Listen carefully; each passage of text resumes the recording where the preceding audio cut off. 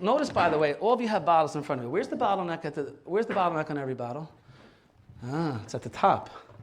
Very often, we as leaders are the people slowing down our own growth and our own team. We have to clear these bottlenecks. So very often, we're doing the wrong part. Think of this as a leader. If you are the one that without you, my team is lost, and very often, we sometimes even subconsciously think to ourselves, that makes me pretty valuable, right? Like, everybody in the company knows, like, without me, it can't work. Without me telling time, or without me talking to the client, no, I have job security. No, you don't.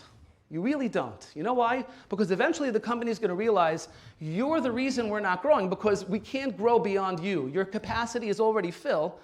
And if you're leading the team and you have everybody's answers, which means you're not encouraging your team, try this on with your team, by the way, once in a while.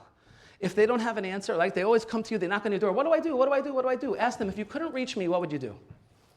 Right? I'm not saying go ahead and give them the reshus to go do it, but ask the question, if you couldn't reach me, what would you do?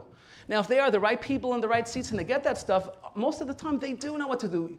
We just created a world where everything has to go through me. Everything has to go through me.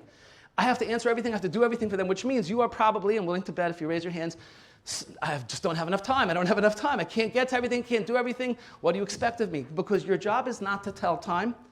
Your job is to build a clock. Building a clock means building better processes, building a better vision, coaching up your own people, teaching them how to tell time, because instead of one person, like when they're not around, the whole thing has to stop. Now you taught them. Now here's the problem. I know you're thinking, yeah, but if I build a clock and everybody could tell time without me, I might get fired. Like, why does the company need me anymore?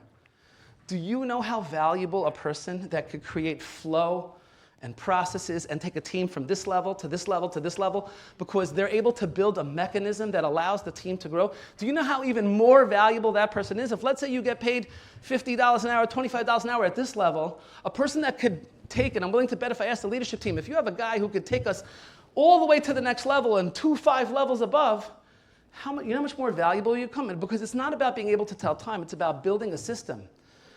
It's not about the time telling, it's about the clock building. So start asking yourself, delegating to some of the people. Now, you can't delegate to people on your team if you don't know them. If you don't spend time with them knowing what are his strengths, what are his weaknesses. What could I give him, what can't I give him? So part of your leader's job is like playing the orchestra, is to know, does this orchestra play well together? Does he actually know how to play the piano, or did he like fill in for the guy today? Your job is to watch. Your job is to learn. Your job is to observe. Your job is to listen. Your job is to work with them and put it together. Because if you do that with your vision of what you believe could happen, imagine where you could get to.